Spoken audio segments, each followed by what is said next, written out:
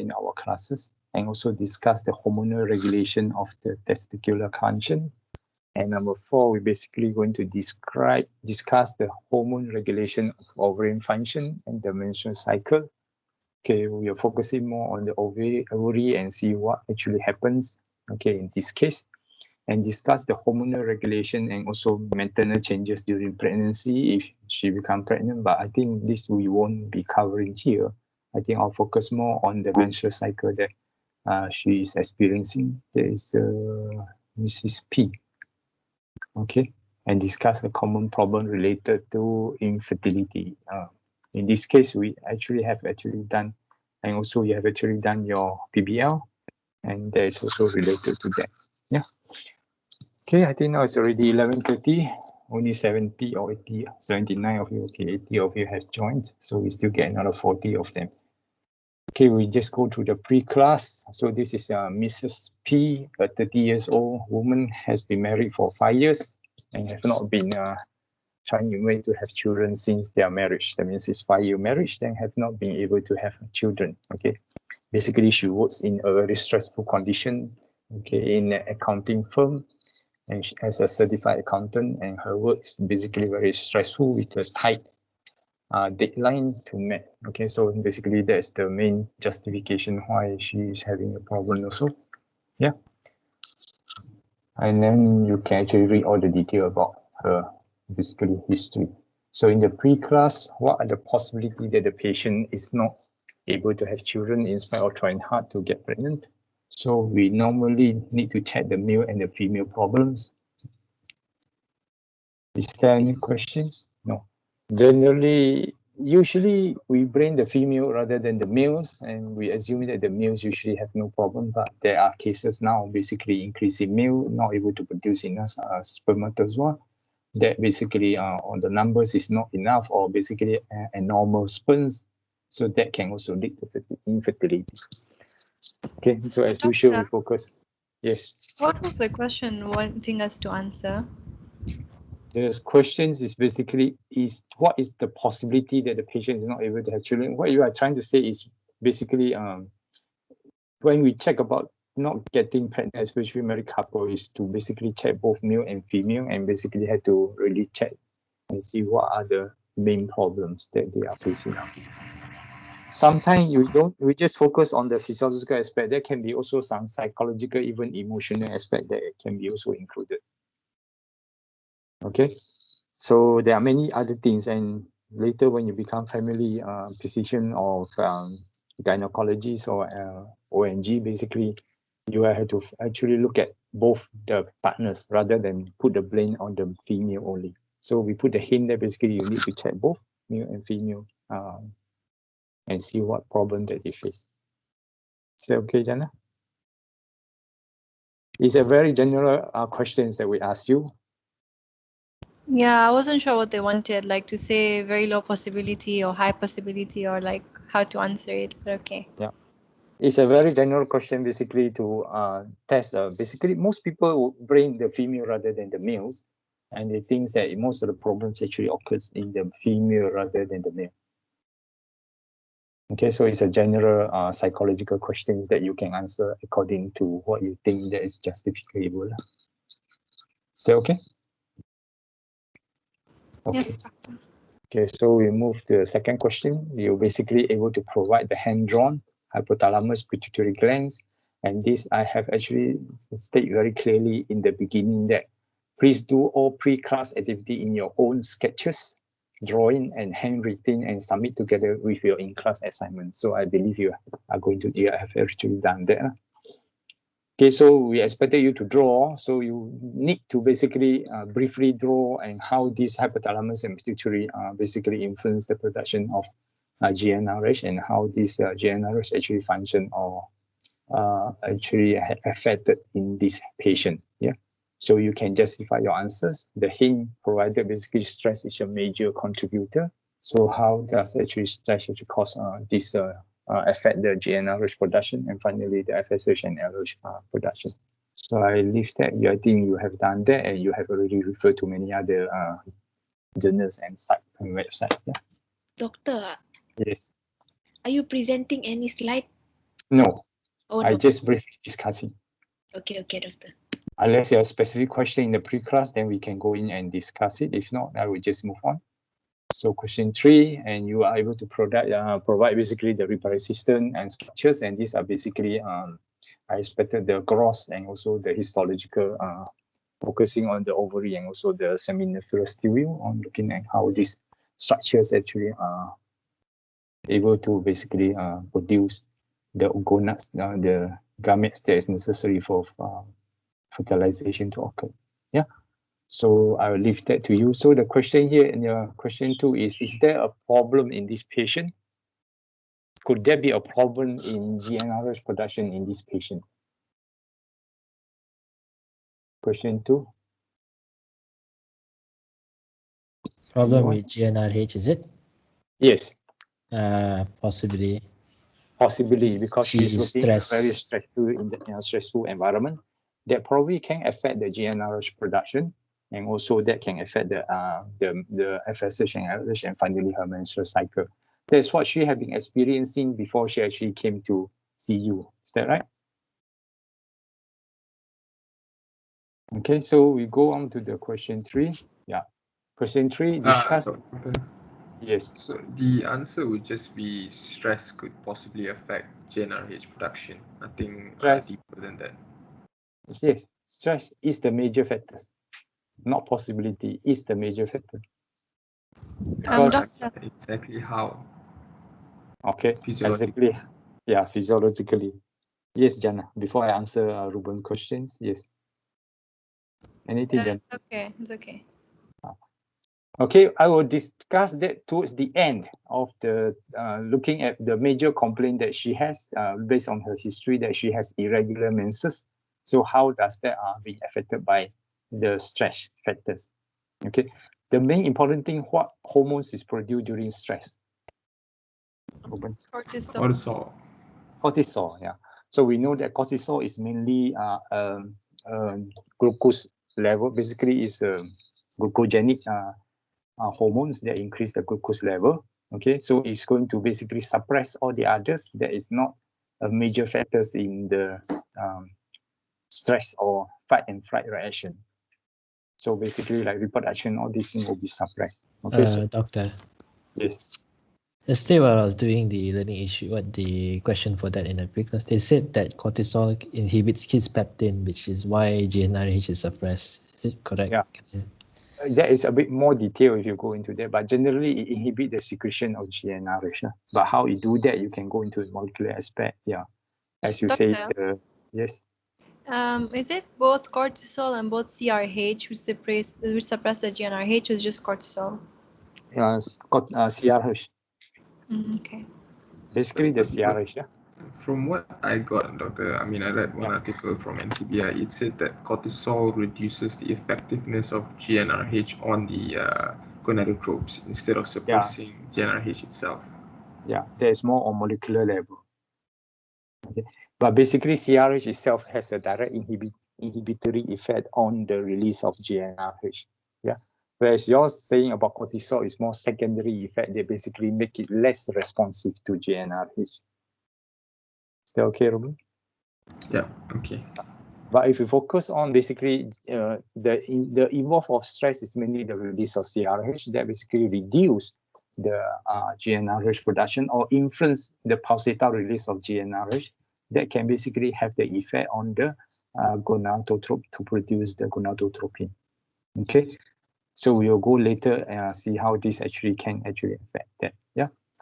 Then question 3, discuss the disturbance in the pathway for ova to be deposited in the fallopian tube, and also the sperms being deposited in the vagina, and also any disturbances during the post-fertilization stage. So you can actually refer to that. But since if she is not releasing any ova, basically none of that is happening. Okay, but if she is releasing ova, also sometimes the stress also can actually affect it, because the short period, as we say, is that during stress, the short luteal phase, it can actually affect the secretory phase of the endometrium that prevent the deposition of the or the implantation of the fertilized ovum. That also can prevent the pregnancy to occur. Yeah. So number 4, in the male reproductive system, forgotten the testes, I think that is okay. You can draw all that. So we are discussing their function. You can discuss that. Could there be a problem with the husband reproductive system that lead to the failure? So we need to look into the, that can be a possibility problems if the husband is not able to produce enough of the sperms that is required or produce abnormal sperms morphology. That also can affect the fertilized the release ova to be fertilized. Yeah. So we have to look on further questions from there, but you can always answer just by your answer. Is it possible? Yes. As I said, justification mainly if there's a reduced production of the sperms and also the abnormalities of deformities of the morphology of the sperms. Yeah. So number 5, the female resistance, you can focus on the ovary. So basically now we look at how this primordial, primary and secondary and also the calcium follicle basically happen. So we mainly focus on the oogenesis that's happening or for follicular development. Okay. So could there be a problem with the patient reproductive system? Just what would be your answers? Yes, most probably. Yes, most probably. So we do not actually know that, but we think that could be a main problem. Then we look at the hormonal later. We basically have to check, and as you have done in your PBL, we have to do a lot of these tests to basically confirm that she's having that problem. Some patient actually has only half the uterus, okay, or abnormal development of the reproductive system. So it can be a problem. Yeah. Then we discuss the hormonal influence of follicular development and how these are affected throughout the ovarian cycle. Okay, so I leave that to you. Unless you have questions, if not, I just move on. And then finally, on question 6, basically looking at anatomical, physiological, and hormonal changes before, during, and also after puberty. I think that's okay. Number 7, define fertility and infertility. So what you understand by fertility? The ability to conceive children. Okay, by in vitro. Yeah, under normal conditions, yes, in vitro. Yeah, under normal condition in vitro. Even under normal condition in vitro, you don't consider that as fertility because that is considered she is infertile if you have to do it in vitro.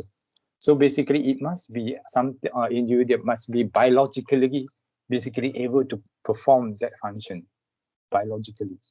That means it has to be normal biologically, okay? But if you do it in vitro, that we don't consider as fertility, yeah?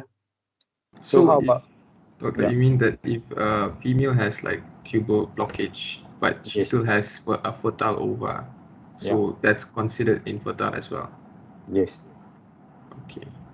She is still infertile. It means you have to take out the ova and then implant it into the, after you do an in vitro fertilization, then you implant it.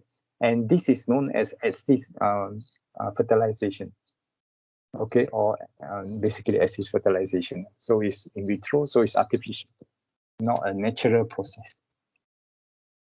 Then how about infertility? Inability to conceive after 1 year of trying. Yes. So anything after 1 year of trial for the female basically is considered infertility. So you can actually explain that further.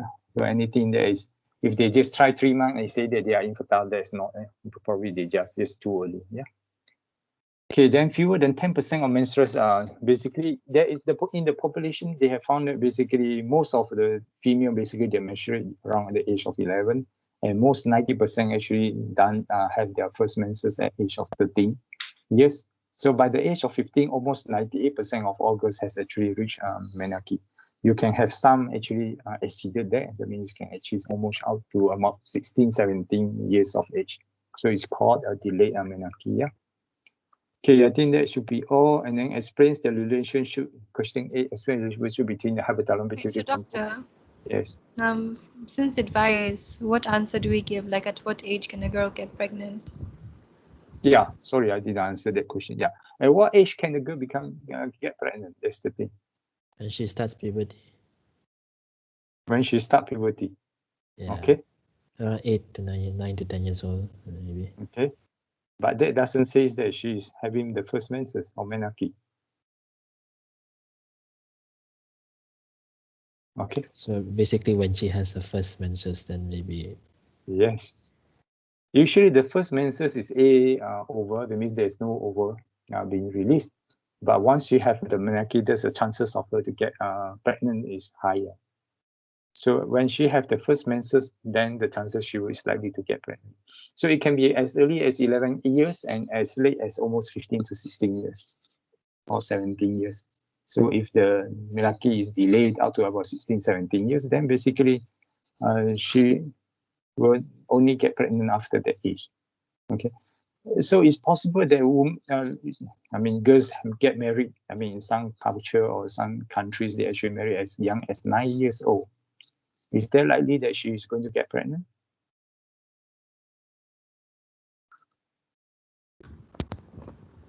Depends on whether she got her menses or not. But So at the end, yeah, I guess you no. still, 9 is yeah, that's true, Jana. So it have to depend on the first menses that she has. If she has it at 9 years, then yes. But generally, as we say, is that she can have menses as early as 8 years. Okay, but most fewer than 10% actually have that earlier than 11 years. Yeah. But now the menses is actually getting earlier. I mean, the first menarche for most girls are now getting earlier to about 8 years. Okay, I don't know, maybe in another 10, 20 years, it can get to 7 years. Then if the girls marry as early as 7 years, then it's likely she will get pregnant. Okay, so give logical reasoning on predicting the age. So you give the logical reason mainly looking at menarche rather than at puberty. Puberty doesn't mean that she has the first menarche. Yeah, she can develop the secondary sexual characteristic. Yeah, but she has not has the menses, the first menarche. Then she doesn't has menarche. Then she will not get pregnant. Okay. Number 8, explain the relationship between the hypothalamus pituitary control of ovarian function. I think that should be very clear now. You should be very clear in how this is able basically regulating the ovarian function. But in the question, we also ask you on that. So what is the possibility the patient is having problem related to the hormonal influence of ovulation? Is there a possibility?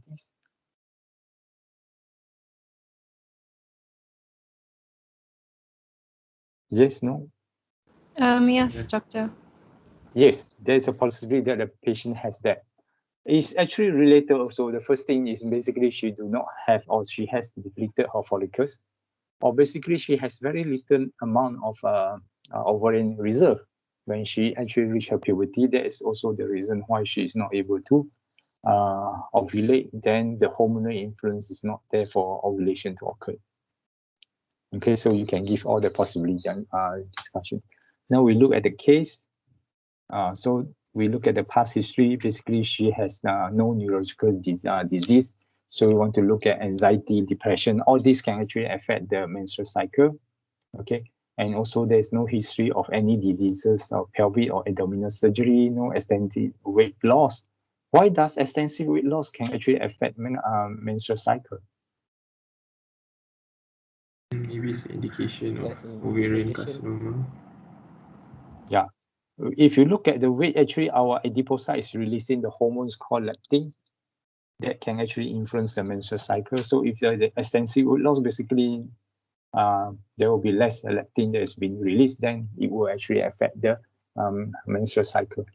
Okay, then you look at drugs, alcohol abuse. She has mumps at the age of 14. For men, it's very important because it can affect the testis, so it can cause orchitis, inflammation of the testis. So that can actually reduce the sperm production also. Yeah. Okay, so she slept an average of 5 hours per night, so she must have a very short sleeping time. So it's not very good. She's younger of the 2 siblings. A sister who is married has 2 children, so there's no such problem with the sisters. But her mother has history of endometritis and also hypertension. That could possibly link to probably her also have some sort of genetic link. But her sister is okay. Okay. Sometimes within sisters, there will be variation in genetic content. Yeah. Okay, now physical examination says 165, weight about 52. So her BMI is a bit low. There's 19.1. I think it's too low actually. Yeah. Do you think she is fat? I think it's quite normal. It's quite normal. But how old is she? 39. How old is she? Sorry, just check that. 30. I think it's a bit too low actually. So she is actually underweight. John, do you agree? If she is less than 20, then yes, I think it's okay. Or even 25, I think it's okay. But if beyond that, basically she's underweight, I would say. That could also influence her abnormal menstrual cycle. Yeah. So her secondary sexual characteristics are normal. There's no historicism, any other systemic diseases. Blood pressure 145/90, so it's actually hypertensive. Okay, looking at the body weight and also the hypertension, that means it doesn't mean that people who are thin will not get hypertension. Looking at her age, why is she having hypertension at that age, at 30?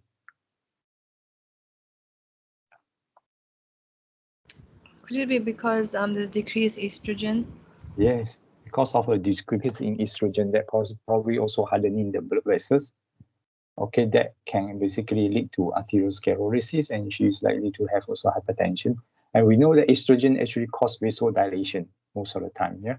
So it actually helps, it relax the smooth muscles, yeah, to some extent. So it can cause vasodilation. So without estrogen, it actually increases the blood pressure, result in vasoconstriction, yeah? Pulse rate 90, I think it's a bit high. Pelvic examination, barely powerable. That means basically the ovary is not powerable, okay? So the laboratory findings, urine pregnancy test show negative results. She is not pregnant. Serum FSH, LH are at high level.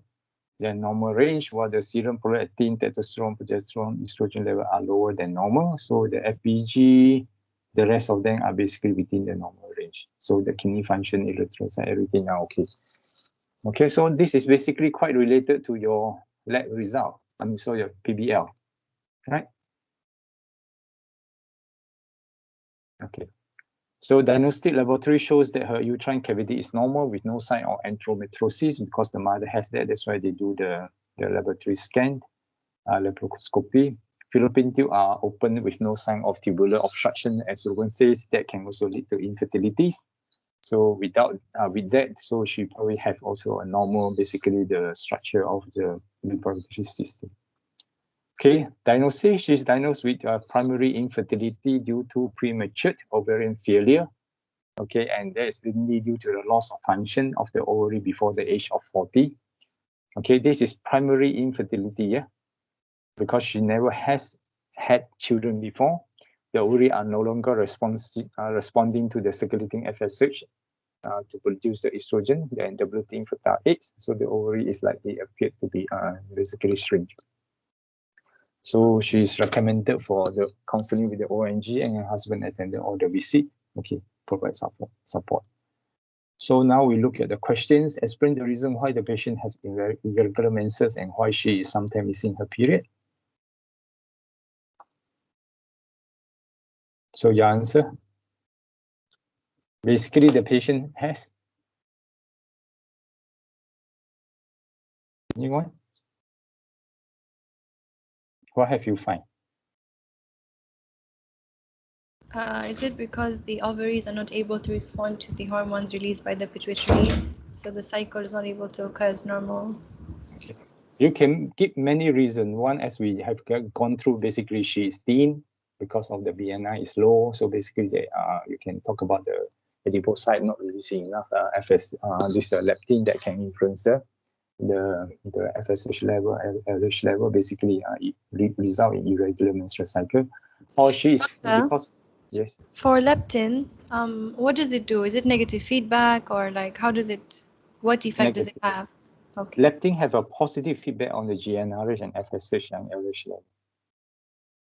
Okay, so for girls who actually attain early menarche, generally they are, I would consider, I don't know, you call fat, or basically they have put on enough body weight to basically increase leptin secretion that influence the GnRH pulse release. So it's positively influencing the GnRH pulse release. So she basically are able to cycle earlier. Okay, that's happened because when people from a poor neighborhood, basically now they have better nutrition. That also result in basically these girls come into menarche earlier. Oh, Okay. but doctor, I thought obesity is interrelated with infertility. I would not want to say fat, that's why. Enough body weight, Ruben, sorry, not fat, yeah? If fat, then basically the estrogen level will be basically much affected and that basically also reduced. So it's attaining the normal, actually the above normal weight, then she basically will come into menarche earlier. So okay, everyone. Yeah, yeah. Okay. So, So you doctor, can give, if someone has lost their menses due to extreme loss of weight, in order for them to actually get back their menses, they need to eat more fat, or they need to gain weight. They eat a proper nutrition to gain back the weight. Okay. Yeah. The main thing is nutrition. Actually, it's the energy balance in the body that is more important. But we actually, when the researcher actually go into that, they basically found that edible side helps in the sense that it improve or release more leptin. If the body weight improve, then it helps to basically regulate back the menstrual cycle. Yeah. So you can explain many reasons here. You can give anyone stress. You can actually talk about exercise if she's doing that, or you can talk about the body weight that can actually affect the irregular menses. Yeah, and you can justify why sometimes she miss her period because of the stress related. Okay, so patient like this is considered secondary amenorrhea or primary amenorrhea. Secondary. Is secondary. Why secondary? Hazi, is that you? No, that can, because Okay, he has first menses. yeah. Some of them we have discussed in our PBL. So basically, she actually has the menses, so it's considered secondary, yeah, not primary. Okay, so you must be able. Yeah, Ruben. Yeah, doctor, is it okay if I say that she missed her periods because of she does not have a luteal phase, no corpus luteal phase? But initially, she was cycling normally. I mean, normal because she actually has a normal period before the menstrual cycle actually stopped. Question is why she has an irregular menses. Okay, as we already discussed in class, luteal phase are fixed at 14 days. The one that's abnormal usually the follicular phase. So okay, Ruben? But if she means that missed period would mean that she did not have any endometrial slowing off, right? So that would mean that she did not form the corpus luteum as well, right? Yeah, but she says that the question asked is how the patient irregular menses, and also why sometimes she miss. When sometimes she miss the period, basically there is no cycle that is happening. Then you can talk about there is no basically follicular development. Okay, but in this case about the irregular cycles is mainly due to the abnormal follicular phase or short-term follicular phase. Is that okay, Ruben? Okay, got it, doctor. Doctor, Yes. can we also include her diagnosis for question number 9? The fact Okay. that she has premature ovarian failure. That's the reason for her irregular menstrual cycle. But there is more of missing the period, or basically she's complaining about the pregnancy that she is not had. That would be a better answer. The way now to explain this question is basically why she has irregular menses. Mainly look at the body weight, look at the stress factors that she's having that actually affect the menstrual cycle. So actually, I want you all to basically really understand about how menstrual cycle is actually influenced by all these hormones. And you must be very familiar about the follicular phase and also the luteal phase. But luteal phase, basically, they are quite fixed. So usually the follicular phase that is usually affected by these hormonal levels or hormonal influence. Yeah. So we're very clear about how the menstrual has actually gone through the cycles and what are the factors that affect that cycles to occur. Okay. Yeah. So explains why patient gonadotropin are higher than normal range while the serum testosterone level are lower than the normal range. This is basically now looking at her complaints that she has have missed her cycles, and she has says that she has missed her cycle. sorry, on the pre-class, what she says that she has not been able to get pregnant for the last 5 years, but it never says anything about her stopping menses. Sorry, my She line only is terrible. irregular menses, I think. Oh, they were just talking basically on the irregular menses, and oh, yeah. Okay. So basically she has the irregular menses. Yeah. So, but that also explains why the gonadotropin is higher than normal. So you can explain that. Right. Here you basically can actually refer to the diagnosis looking at primary infertility due to premature ovarian failures. And you can explain that basically there is no follicular development. So there is no formation of corpus luteum. So basically no estrogen production. So basically there is no estrogen negative feedback on the hypothalamus. That's why the hypothalamus is not releasing the GnRH. Okay, the FSH level is basically then going out, skyrocketing. Basically, it's higher than normal. Is that okay? Doctor, the pre-class mentions that she missed her menses altogether. Yeah. So that also add to this why she has a higher than normal gonadotropin level. So it's basically just due to lack of negative feedback by the sex hormones that Yes, produced. mainly the estrogen basically, and also actually inhibin. And we know that basically the granulosa cell also produce inhibin to inhibit back the FSH and LH level on the pituitary. Yeah, but estrogen is basically higher out on the hypothalamus and also the pituitary. Wait, doctor, sorry. Inhibin only acts to inhibit the FSH, right? On Yes. the pituitary, not on the hypothalamus itself. No, Yeah. it's mainly on the FSH in the pituitary. Okay, but so you can actually explain both. Yeah, you can talk about estrogen. So I would probably say estrogen would be a better answer rather than just talking about inhibin. But the main thing is she is not using, sorry, yeah. Can you also involve progesterone as well? Because it also has negative feedback in the early luteal phase. Yeah, it can. But the main thing is basically there is no formation of the corpus luteum. No follicular development, so no formation of corpus luteum. Right. So you can talk about progesterone, there's no problem, but mainly here is we are focusing on estrogen because there's no estrogen production, so she is not cycling. Okay. So 11, explain the biosynthesis, structure, action of GnRH. What we are looking. Doctor, Yeah. Yes. should we like how Jana explained it was there was a lack of negative feedback, right? Or is it more suitable to say because of the negative feedback mechanism from the low estrogen is what causes the FSH and LH levels to be higher? Yeah, you can say that. But the most important thing is there's no follicular development. So there's no formation of corpus luteum. And therefore there's no estrogen production. And then you can talk about the negative feedback of estrogen. Still okay, Shani? Yeah. Yes, doctor. Thank you. Okay. So for the biosynthesis, structure, and action of GnRH, I think we basically know that GnRH is a protein. It's a peptide hormones, right? It's not a steroid, yeah?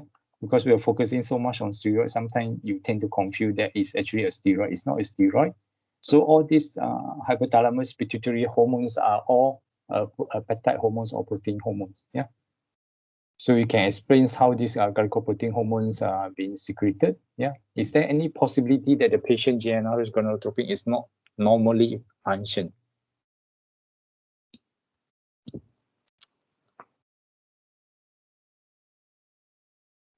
Is there a possibility that they are not normally functioning? Yes. Yes. Yeah, like it's not normally regulated. Yeah. Yes. Because of the negative feedback here, Xiaoming, it will be better we talk about the negative feedback, and basically that is not normally function, so there is no negative feedback. So basically that's why this being affected. Okay. So you can justify that. I think that should be okay. And then we draw a diagram to show the short lobe and the long lobe. I think you can do that by now. Okay, the short lobe basically we look at the influence on the pituitary, and the long one are more towards the hypothalamus. Yeah. Is there any possibility the negative system is not working? Fine. So yes, the negative feedback is not working. Just a short answer should do. Don't need to write and explain the long thing. Yeah. So there is the negative feedback mechanism is not working. So it's not working. Yeah. Then we talk about predict the changes in the secretory phase of the hypothalamus. Okay, you can look at how this hormone, when they are over secretion or under secretion, how this is being affected. And I think that should be okay. You can answer this question unless you have anything you want to ask on question 13. No? Okay. I think here, yeah. Is there any question? No. Okay. I will just on the video just to show. Yeah. Yes. So you said that the negative feedback mechanism is not working, right? But that is supposed to be the normal one, right, doctor? Because in the patient situation, the low estrogen also has its own negative feedback mechanism, right? Yes. So the thing, is there any possibility that negative system is not working well in this patient? Yes, it's not working.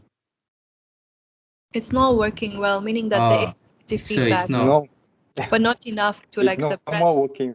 Yeah, as wanted. so it's not working correctly in this patient. Yes. It's No, not working. Yes. Yeah, not working as it should, basically, as it should. Yeah.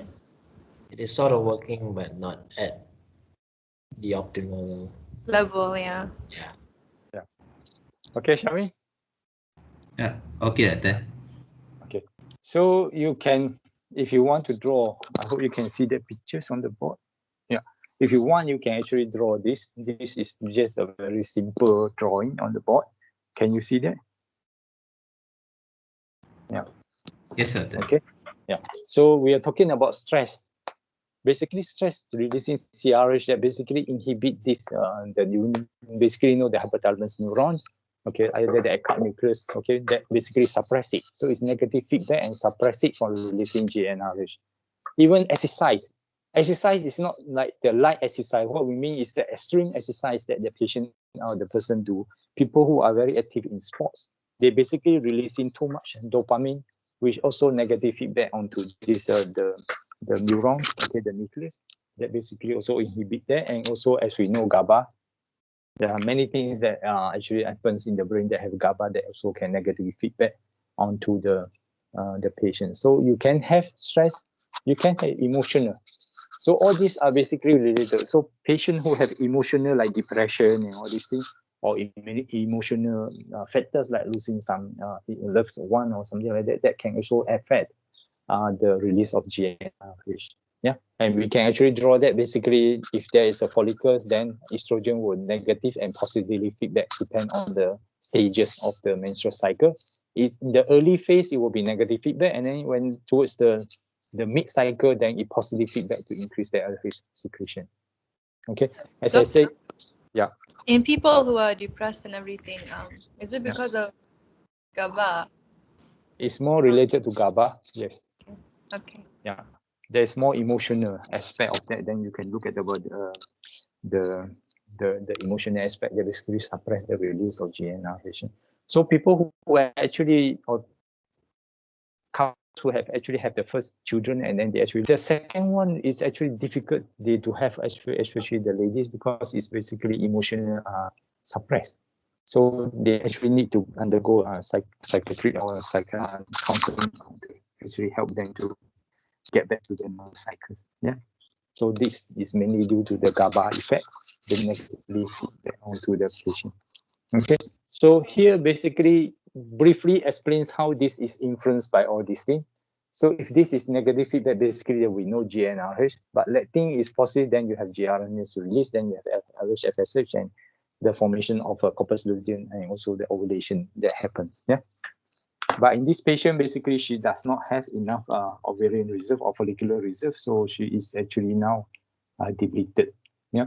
So question asked is number 14. What does ovarian reserve? What is ovarian reserve, and does the patient have a normal ovarian reserve?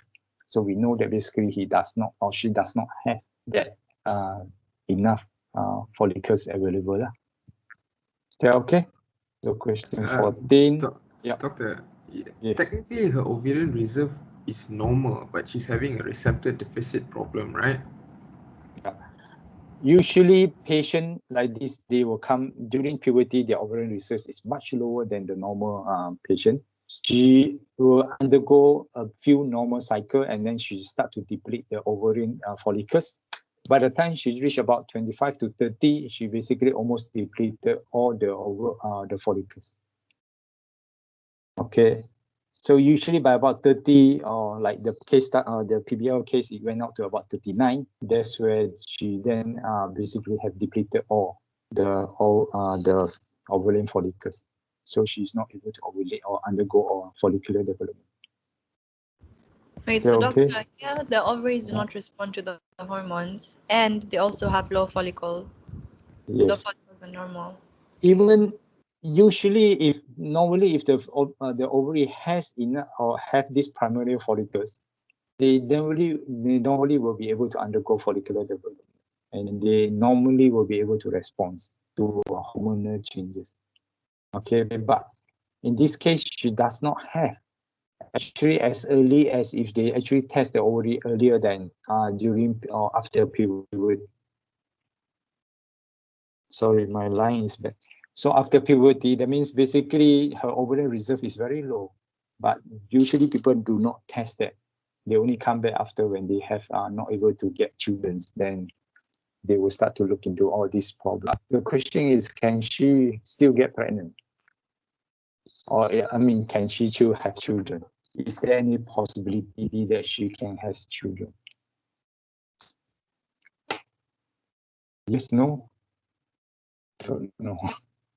Low chances, I guess. Very low chances. It's very low chances, but now you can actually artificially help the patient. She can still actually get by actually harvesting whatever follicles that they have, and basically help to actually they give a very high level of FSH to actually stimulate the balance of the follicle to develop, and then harvest that and fertilize that in vitro. Because basically her ovary, her uterus is normal, then she can actually undergo hormonal treatments to actually help to get her pregnant. Okay, but it's a tough process to do that. It's actually difficult to get her to get pregnant, even though she can use it, do artificial treatment. Yeah. So question 15, does Doctor. yes. In this condition, like premature ovarian failure, what exactly happens? Like, is it a receptor deficit that the ovary is not able to respond to the hormones, or like what's the main issue? The main issue is the primary follicle or the primordial follicles is depleted before So they she actually doesn't have, develop. so there's no Yes. receptor deficit. It's nothing like they can't. So the FSH, LH can't bind because there's no like Actually, I receptors think for it's them to both. bind to. It's both. She's depleted and she has a receptor deficit. Because when there is no follicles, basically, so all these receptors is not present there. So it's just lack what of about receptors. Okay. what about the Yes. receptor defect? I've read it somewhere. Yeah, it has, but usually it's very rare cases of that happening. It can happen, but it's very rare, John. And these are usually genetically problems, and it's actually usually in the family line if they have that.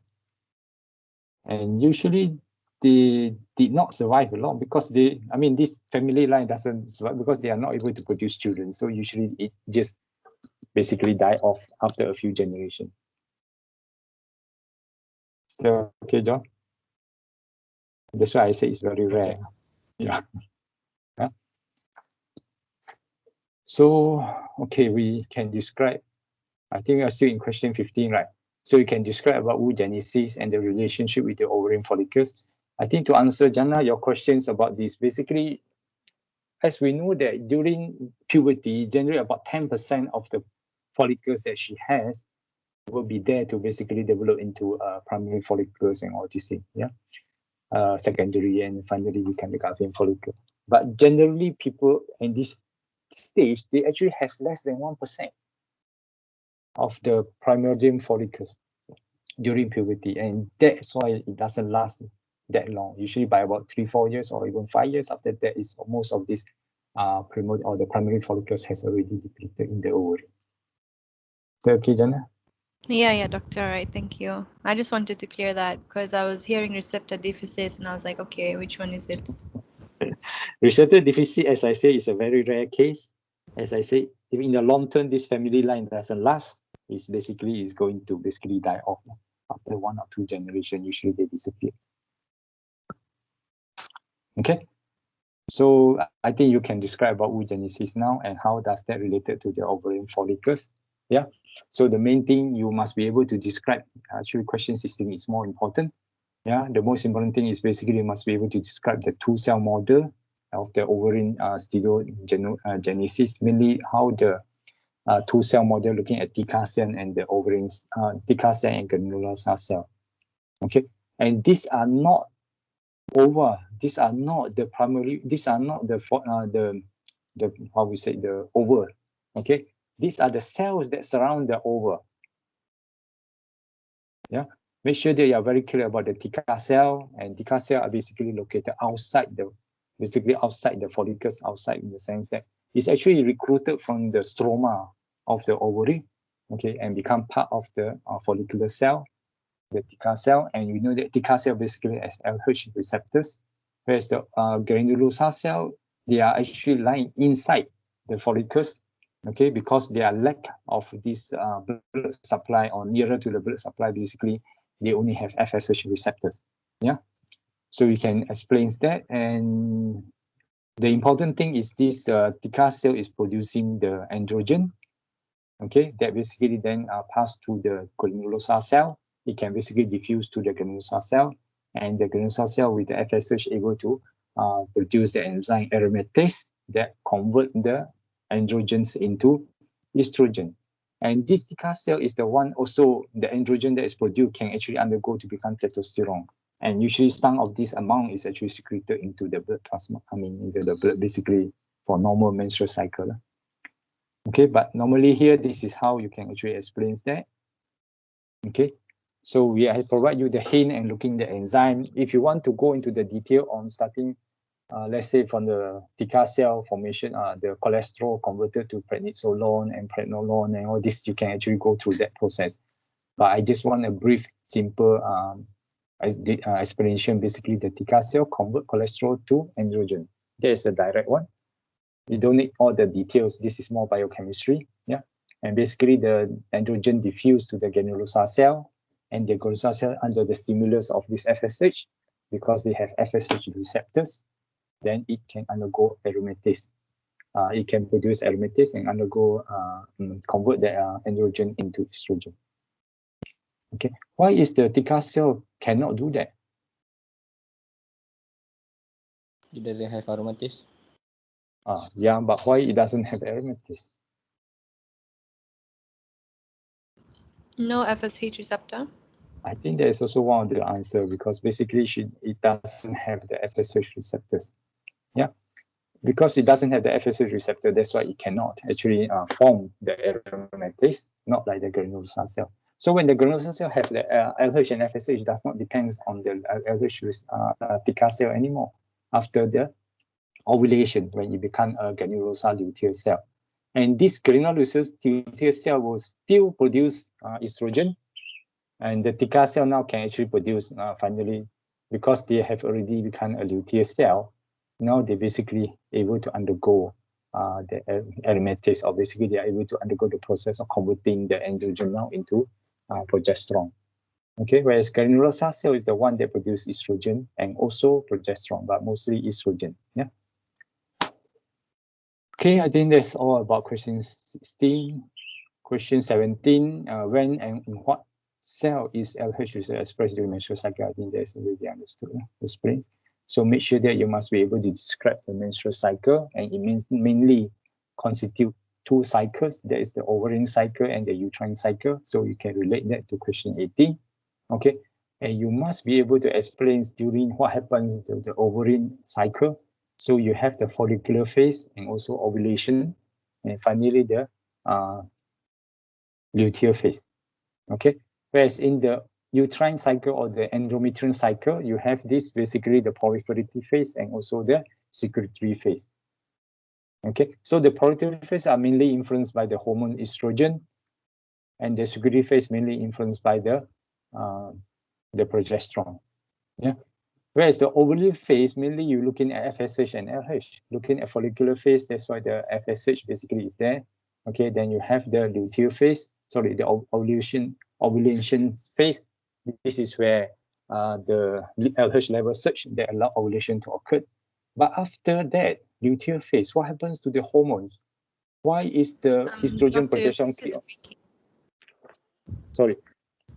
After the luteal phase, after ovulation, during the luteal phase, why is the hormones estrogen or progesterone keep on producing, even though the LH and FSH level is low?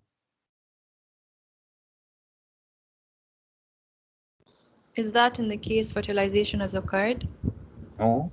If no fertilization occurred, and yet still the cell is able to produce estrogen and progesterone.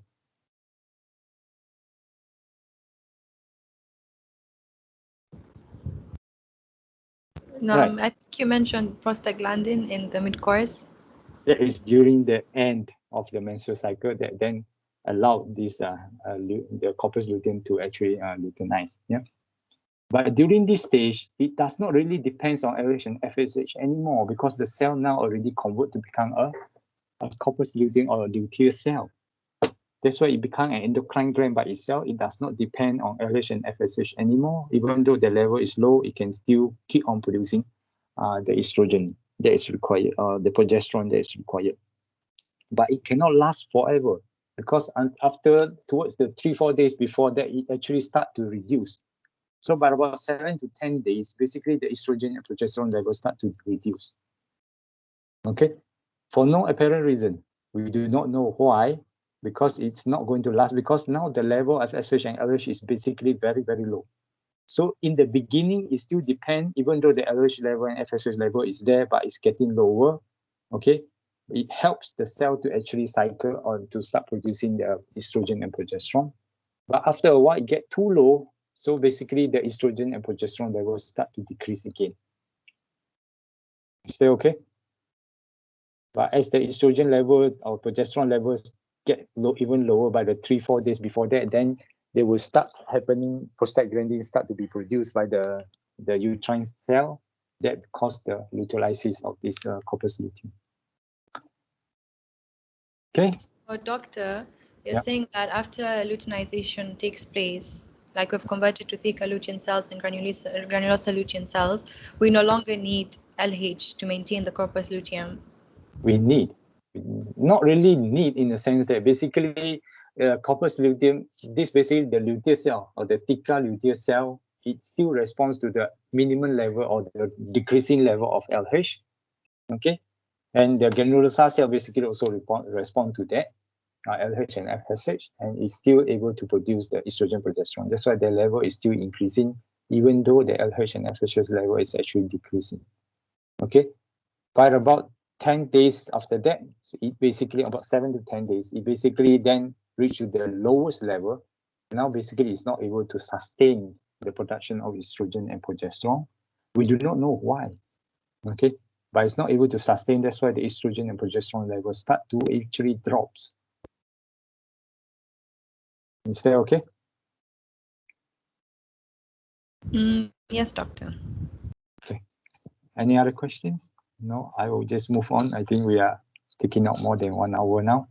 What is the normal response of the ovary to a declined FSH level during the follicular phase? And we know that now during the formation of these follicles, during the first 3 to 4 days, basically is all the follicle will develop.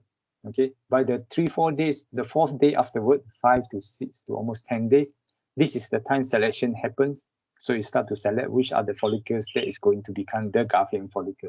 Okay, once selection have actually occurred, this guardian follicle will keep on producing estrogen.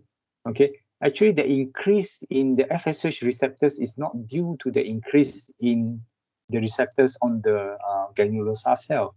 It's actually the increase in the number of granulosa cells that have the FSH receptors that is able to respond to the decline in FSH. Do you understand that? Yes? Oh, so doctor, it's not because of Do you mind increase. explaining that again? The increase in FSH receptor is not due to the number present in the granulosa cell.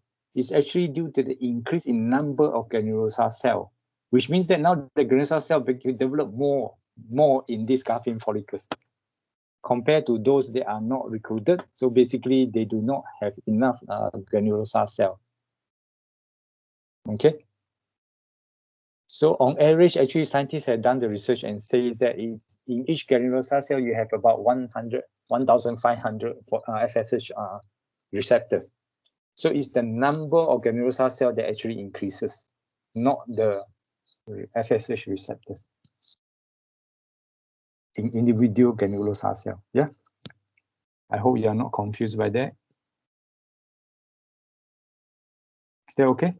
Now, as the number of granulosa cell become more, now it's able to respond because now we have more FSH receptors comparatively.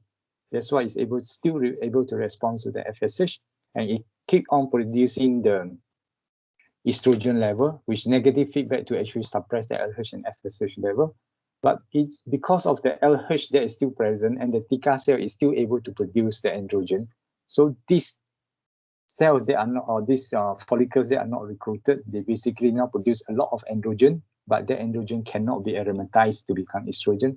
So it finally basically kills off the remaining cell that's present in the atresia follicles. I hope you understand the process. And this is very important for you to know why one of the is selected as a Garfield follicles. Yeah. Doctor, sorry. Yes. For the increase in the number of FSH receptors on the granulosa cells, it's in response to the increasing estrogen, right? Yes. Okay. Actually, estrogen allowed this follicular cell, the granulosa cell, to become more. So it multiply more granulosa cell. Yeah. Yes, Ruben.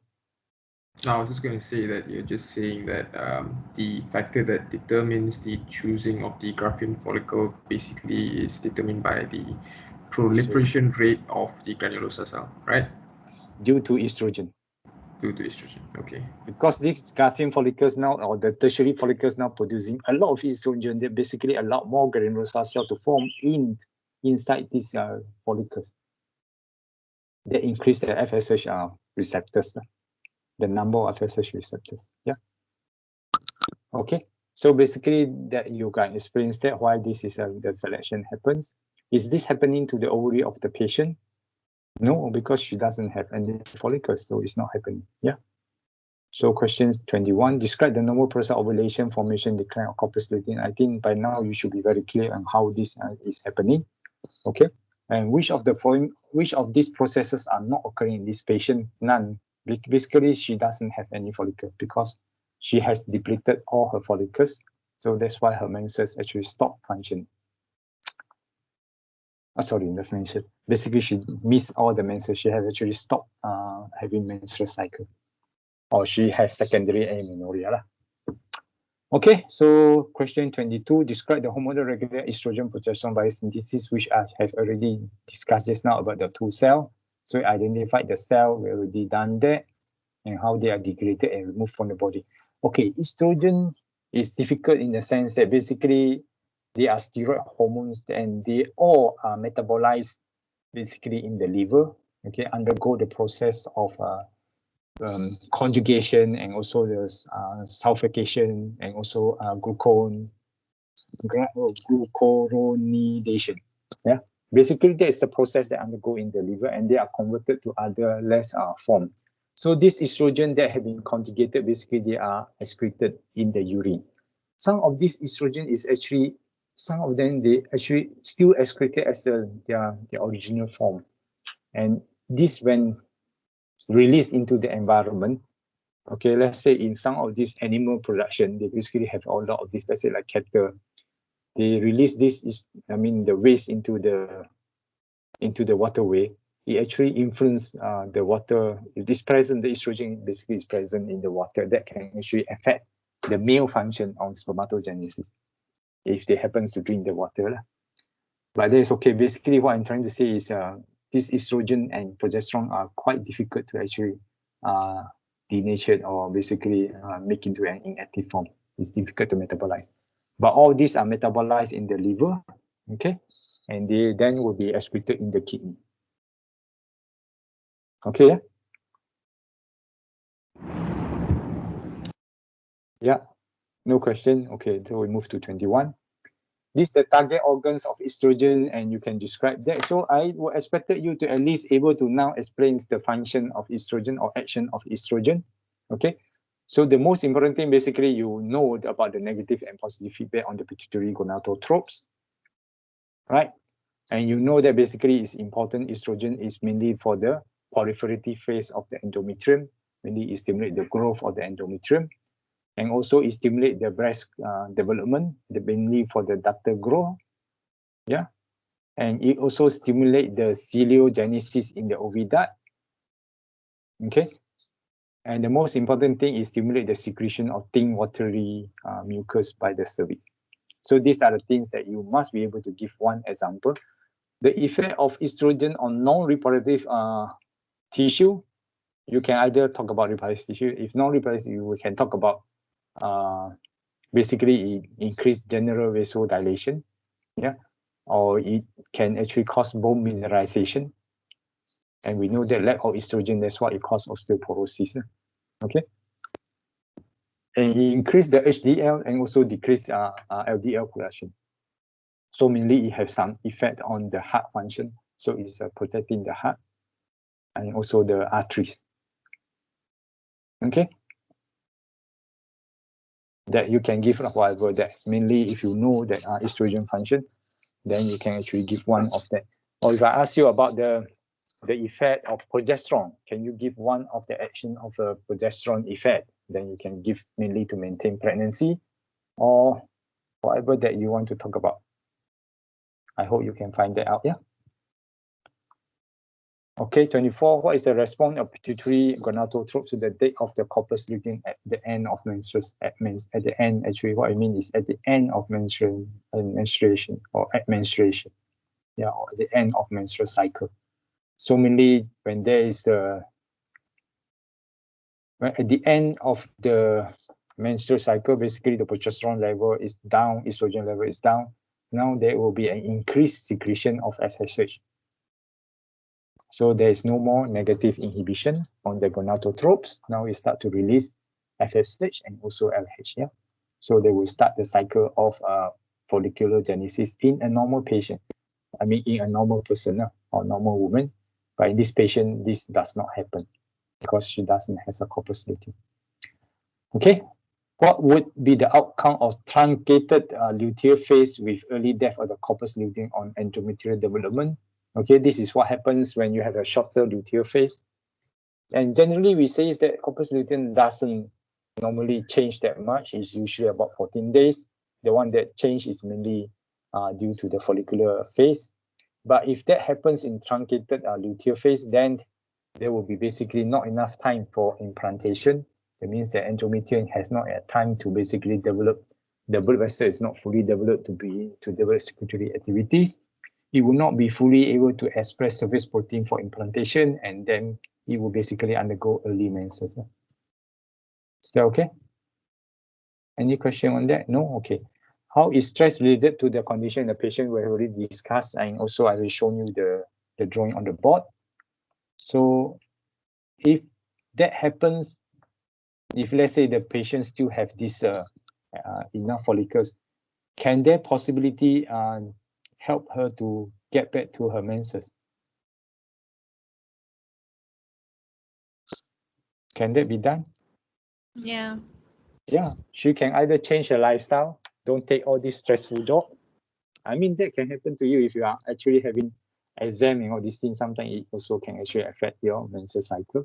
Okay, the same thing is this patient, she can change her lifestyle, improve nutrition, okay, light exercise, okay, and also reduce stress. That can actually elevate the condition. Yeah. Okay, that's basically about the woman's story. Now we look at the man's story. Okay, the husband is a secondary school teacher with degree in Islamic studies. They are renting house, 3-bedroom in a quiet neighborhood in the village. Okay, so you done basically her sperm reproductive function, review normal sperm factor, male factors, and also the sperm densities. Yeah. So basically, all the hormonal levels are normal. So describe the significance of hypothalamic control of testicular function in a normal healthy man. Compare that to the female.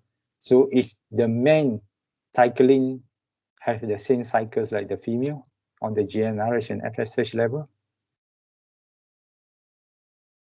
Slightly different because men don't have positive feedback. Okay. So men basically have only negative feedback by Testosterone. testosterone and also inhibin. Yeah. Okay, that negative feedback. So does men undergo the cycles, production cycles like the female? No, not really. Not really, yeah. Okay. Now, what happens to the spermatogonium at puberty? Basically, you will start to develop, and then you will start to undergo division and formation of sperm, or spermatogenesis. Yeah, so you can explain that. So, what hormones regulate the function of Sertoli cell? FSH. FSH. Yeah. So, Sertoli cell is basically closely related to granulosa cell. Yeah. But where do you find Sertoli cell? In the seminiferous tubule. It must be in the seminiferous, not in the testes. Yeah. No. When you talk about testis, it's very general. It can be anywhere in the testis, but almost 80 to 90%. I think 90% of the testis is basically consists of seminiferous tubule. But where can you find the Leydig cell? In the interstitium, outside the base. Yeah, in this case, you can say it's actually in the testis. Yeah. Okay, whereas the Sertoli cell is more in the seminiferous tubule, whereas the Leydig cell is actually in the interstitium of the inside the testis. So basically, the stroma of the testis is basically have this Leydig cell. Yeah. So what protein and hormones are produced by this and what mechanism? So we know that now. Sertoli cell. Sorry. Take that. I unmuted by accident. Okay. Okay. So Sertoli cell produce what? ABP. The most important thing, the ABP. Inhibin. Yeah. Sorry. Inhibin. Inhibin and Anti-Mullerian one. yeah, that's during the fetal stage. Estrogen in low levels. Estrogen, yes, because it has aromatase. But most important thing, it's able to produce the growth factors that influence Leydig cell to actually grow. Yeah. So important thing is basically they are not actually important. They are all important. So androgen binding protein, what is the function of androgen binding protein? We need to bind the testosterone. Yeah. It's not inside the cell. This protein is secreted outside the cell in the luminal compartment. Why are they important? To be secreted outside the luminal compartment. I mean, in the luminal compartment, outside the cell. Why is ABP important? To prevent, basically to trap the testosterone inside the lumen. Trap the testosterone, to avoid it from entering the Sertoli cells, because if it enters, it will be converted to estrogen via aromatase. Yes, because if you don't have this protein, basically most of this testosterone will be converted into estrogen. Then it's not going to become a male. Then you will have problems of the gender crisis. Yeah. So androgen binding protein is important mainly to trap the testosterone that is in that get to the Sertoli cell that cross the blood testis barrier. Okay, that allow it to trap to be at very high level.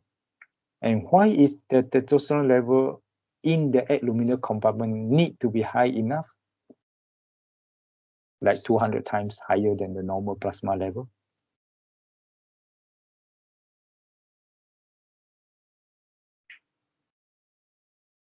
Is that important?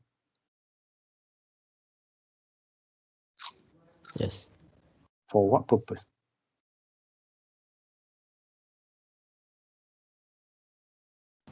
Spermatogenesis? Yes, the main thing, it allowed the spermatogonia to undergo spermatogenesis. What happens if this level is lower, the testosterone level is lower, let's say it's normal, I mean the same level as those in the plasma, then spermatogenesis will not occur, which means that the spermatogonium will be able to undergo the cycle, will depend on the testosterone level at the luminal compartment. Yeah, from there it can then undergo. If not, it will not be able to undergo the spermatogenesis, basically the formation of primary spermatozoa. Okay, from there it will then undergo secondary spermatozoa to become finally the spermatozoa. Yeah, so that process is very important, mainly due to the ABP, the binding the testosterone level, so allow that level to increase higher than normal. Yeah, I mean 200 times higher than those in the blood plasma. So what is the function of this Sertoli cell? You can give any one of the function. The most important thing is a blood-brain barrier to the plasma. Nourish the sperms. It mainly nourishes the spermatozoa so that they are being fed. Okay, the process to produce a sperm takes almost about 74 days, starting from that, but they have some sort of rest period in between. Okay. It also secrete other luminal fluid. You can look at that, and it actually also become a phagocytic effect, basically, or consume or actually take out all the defective sperms. Okay. Why is there no macrophages in the luminal compartment? Why the job has to be done by the Sertoli cell? Is there any macrophages inside there? No, it's because of the blood testis barrier which prevents them. Yeah. So it's no. So it's basically immune-free environment. Yeah. Some of these viruses, as I mentioned, like the Zika virus, is actually found in there because no immune cell is there, and even antibodies doesn't get there. So basically, they are protected environment. So they are basically it's a very restricted area. Yeah. Okay, so that's all about Sertoli cell. So you can name 2 endocrine products. So you can do that. Question 29. What are the 2 hormones produced by Sertoli cell? Testosterone, estrogen. Inhibin. Yeah, the most important thing is inhibin and actually testosterone. You can actually name 2, or anti-mullerian duct, that is during the fetal stage. Yeah. Okay, now what is the blood testis barrier and the significant? What is the ratio between this and also that the luminal compartments? I think that we have already discussed that, so you understand that. Okay, now where are Leydig cell found? We already discussed that. Okay, they are actually found outside the seminiferous tubule, yeah. Basically in the interstitial. That's why they are sometimes known as interstitial cell of the testis, yeah. So you can say they are found in the testis, is okay, but mainly they are outside the seminiferous tubule.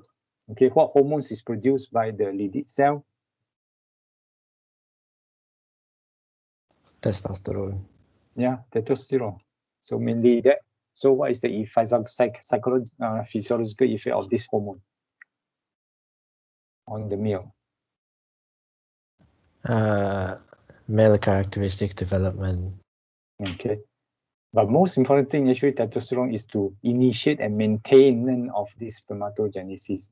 Okay, by basically acting through the Sertoli cell, mainly acting through the ABP that it has. Yeah, it also have a negative feedback onto the hypothalamus to reduce GnRH level. If the level is high, okay, it also inhibit LH secretion. Okay, so these are the things that you can talk about this. Okay, but the most important thing, basically, they are for sex drive and also enhance aggressive behavior.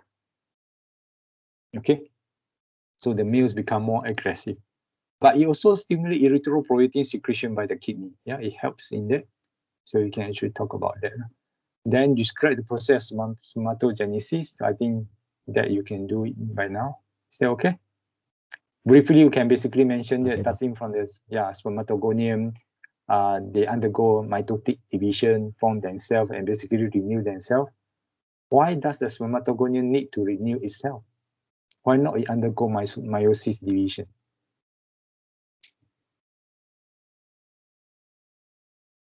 Do you think about that? Wait, doctor, what's the question? Why does the spermatogonium only undergo mitotic division, not meiosis division, to renew itself? To increase its number first. Okay, that's a good question. Yeah, sorry, Jan. I'm not sure, doctor. The main thing I is was gonna say it like needs a I they don't know. never undergo mitotic division, meiosis division, meiosis division, because they have to renew themselves. If not, there will be no more sperm produced. Okay, so because spermatogenet is basically like your primordial germ cell, they keep on repeating and developing. And males basically produce billion and trillions of sperms. If without this process of mitotic division in the spermatogonium, then it will be depleted just like the female, where you have a limited follicles. Okay, that's why the oocyte only undergo meiosis division, not mitotic division. Yeah. Whereas spermatogonium, they undergo mitotic division, not meiosis division. So you see the difference? Yeah, they are actually the gamete cells. Just like the ova, they are the gamete cells. Okay, so you can experience that. I think you should be quite clear by now. How is abuse of androgens cause low sperm count? So by now, looking at how the hormones actually regulated the spermatogenesis function. So if they abuse, or people who took external source of androgens or testosterone, which is basically the anabolic drugs, they basically develop good muscle size and all this thing, but it actually caused the reduction in sperm production. So basically it caused infertility. Yeah, but in the long run, it actually can cause that to happen. So it's not a very good one for them to actually, but we have seen some athletes actually do that and take that, or even bodybuilders. So they usually have low fertilities. Yeah. Okay, so what is the role of seminal vesicles and prostate? What is PSA? Okay, so most of this, the sperm. Sorry, Sorry, doctor. yeah. Can you explain a little bit more clearer? Why is it that if you take exogenous testosterone, it leads to infertility? Is it because of negative feedback and then? Yes, it's negative feedback. Basically, suppress the release of GnRH. Then you will basically also suppress the LH and FSH level. So we know that when there's low LH and also FSH level, basically the Leydig cell is not going to produce the androgen that is required, or basically the testosterone that can be actually passed to the Sertoli cell or passed to the Sertoli cell to be bind in by the ABP in the luminal compartment. So basically the level of testosterone in the luminal compartment will be low. Okay, but the main thing is even though there are some basically still bind there, so it will take times. People who start to abuse the testosterone will take maybe like years, 2-3 years later, they will find that they are infertile. Okay, because they still have the reserve of testosterone in the luminal level. But now, without the LH and FSH, basically the Leydig cell and the Sertoli cell is not going to function. Okay, now you know that Sertoli cell is able to survive because of FSH. Now it's not going to produce the the ABP, not going to produce and not be basically going to become the nurse cell. It's going to die off. And it doesn't produce the growth factor, so the LH or the Leydig cell is also going to be reduced. And that's why in the long run, basically it's going to cause reduced production of sperms because of the low testosterone level. Is that okay, Ruben? Yeah, okay, got it. You can have very high level of testosterone in the plasma. It's not going to get into the luminal environment. That is not the main key issue. The main thing is basically negative feedback, inhibiting the LH and also the FSH level. That is the most important thing. Okay, so you can experience that. Yeah. Okay. Also, doctor, Yes. the reason why the exogenous testosterone cannot enter the alumina, is it because it has to pass through the Sertoli cells, causing it to become estrogen, or? No. Oh, no. Testosterone can get into the testis blood-brain barrier. There's no problem. The blood testis barrier, there's no problem because they are steroid. They can basically diffuse through. It's more important is because the negative feedback to inhibit the LH and FSH level. They basically suppress the function of Leydig cell and Sertoli cell. So then, doctor, basically when, like, for example, bodybuilders, they use steroids, right? So they will only notice the effects after they stop using, right? Not during the 2-3 years after that. If let's say they use for 1 year and then they stop, don't really affect much on the fertility. They're still okay. But after 2-3 years, basically, they are going to, sometimes not 2-3 years, even just after 1 year of using, they actually reduce the FSH levels. But yeah, there you go, Shannon.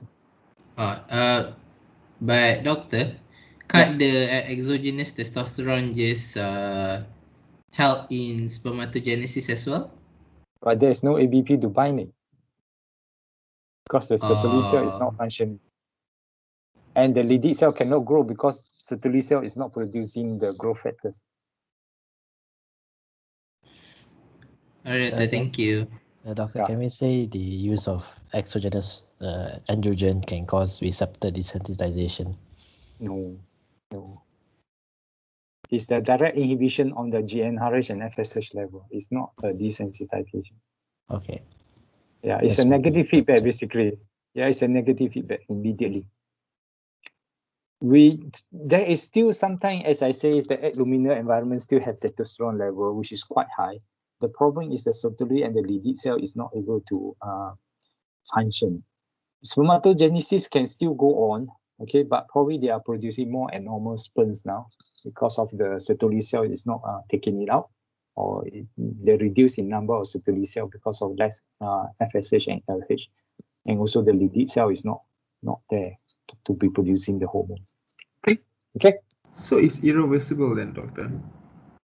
In the long run, yes. If they really suppress it so much that basically it's going to stop sperm production. Because we do not actually know is it reversible, but in the long run, basically, people who took that for 3 to 4 years, they are infertile for the rest of their life.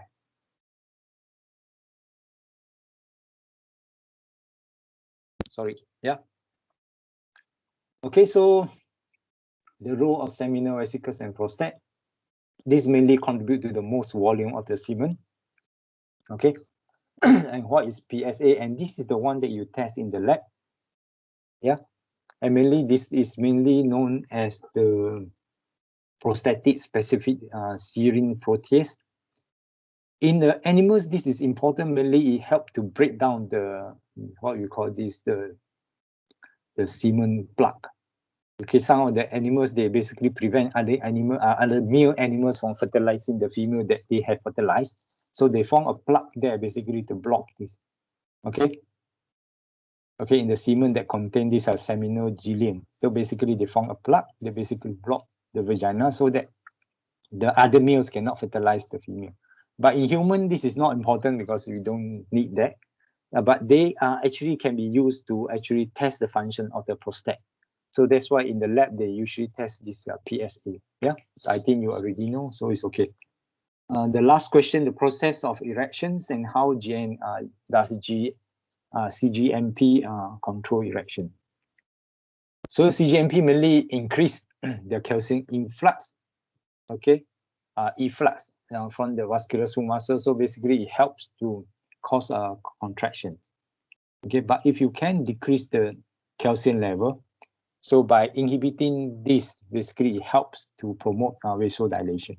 So we reduce calcium level, we know that basically it causes smooth muscle relaxation, then it will cause a vasodilation. And we know that that is important in erectile erection, erectile tissue. So penile erectile tissue basically are the cavernous smooth muscle that basically allow them to actually expand and allow the blood vessel, the bloods to basically fill out the cavernosum. Yeah. So with this, basically help in the erection. Yeah. I think you can read out on the whole process, and I think that's all the question. Unless you have things you want to ask. Is that okay? We almost take out 1.5 hours. After I'll send the attendance link. Yes, please. Doctor, in for erectile dysfunction in elderly male, right? Most of it is due to vascular issues, is it? Yes, usually, but it can be also emotional and all these things. But most of them is, if you look at the physiological aspect, basically is due to the increased sympathetic stimulation that cause the contractions that prevents the smooth muscle from relaxing, so it cannot fill out with the, enough blood. Okay, And we know that this mainly erection depends on parasympathetic stimulation more than sympathetic stimulation. It's only during the ejaculation that sympathetic play an important role. Is that okay, Ruben? Yeah, all right. Yeah. So that's how this Viagra or sildenafil is working by basically inhibiting, okay? It helps by actually inhibiting the PDE5. Okay, with this inhibiting, so the CGMP is basically increased, that actually prevents or increasing what we call this myosin phosphatase that actually cause muscle relaxation. So muscle relaxation, yeah. I think you can read that out, and we already done even the first year. Start from the first year, I've been teaching you all about this small muscle relaxation, looking at increased activity of myosin phosphatase. Okay. Doctor, Yes. I have a question for the exogenous androgen. So Mhm. basically, when you give exogenous androgen, the patient is able to get testosterone, and it can Yes. cross the blood testis barrier. So Yes. spermatogenesis occurs as normal. Yes. So the fertility is not can affected. it can occur in norm. It can occur because they are still testosterone, because you still have ABP there present. But because of negative feedback, it actually reduces the LH and FSH level. Now we know that LH and FSH is very important for these two cells, the Leydig cell and Sertoli cell, to function. Without FSH, Sertoli cell is not going to become a nerve cell. It's not going to produce inhibin. I mean, it's not going to produce the growth factor. So basically, the LH or the Leydig cell is not going to grow. They're also going to affect the function of the Sertoli cell in the long run. That's why I say fertility will not affect immediately. It takes time, probably 1-2 years after that. So it's like the sperm will be produced, but its maturation will be affected because the Sertoli cells are affected and like the Leydig. Okay. Even the sperm's development will become morphologically abnormal, and the Sertoli cell is not going to function basically to engulf or clean out all these abnormal cells. So it's going to produce a lot of abnormal sperms, spermatozoa, and which is not effective in fertilization. Yes, Jonathan. Any questions, John? No. Okay. No. Okay. So that's all. So I will see you on Monday about your current update on this reproductive system. So I hope you all can prepare a good video presentation to Dr. Aziz and also Dr. Abdul Kudus, and both of them is going to evaluate you on your video presentation. Okay, this need a lot of teamwork. Yeah, and you will enjoy the process. So John, can you start the class on Monday? Okay, doctor. Yeah. Start the class. If Dr. Abdul Kudus or Dr. Aziz is not in, just invite them to join in. I will join in later on and off. I just want to be an observer. And also prepare questions for your friends to answer. You have a lot of things and doubt about the videos that they present. Also ask them questions. Okay, so this class is mainly for you. Okay, to basically find things other than we teach during the classes. Is that okay? Doctor, Yes. I have a question. Why was the PBL and the case study having similar cases? It's a bit different. Actually, previously we have a different PBL. They have actually the morning sickness. They usually, those who are pregnant earlier, they will start to vomit and all these things. But this time we changed that, so now become the same as the case studies. But it's okay, because to me is what you are going to face in your exam, the end of course. Yeah. Okay, so I mean, doctor, they could have made it like PCOS or like, you know, so it didn't have to be the same in both. It's difficult to develop all these cases like the PBL cases. So I need times to actually develop that. That's the problem. Yeah. We do not focus so much on PCOS because basically you are going to do that when you go into ONG. There will be a lot of questions on that, and they are more clinical rather than physiological, even though there are some physiological aspects. Oh, okay, doctor. All right, thank you.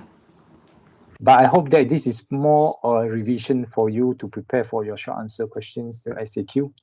So I hope that you can actually write, because when you write and draw yourself, you will remember better than you just copy paste. and it's going to help you in your short answer questions. Okay. Okay, doctor. Okay, then I expected to see you next following Monday. We have a face-to-face exam. Okay, then. Okay, no other questions? We can finish the class today. Thank you, Doctor. Okay, thank you. Yeah, thank you.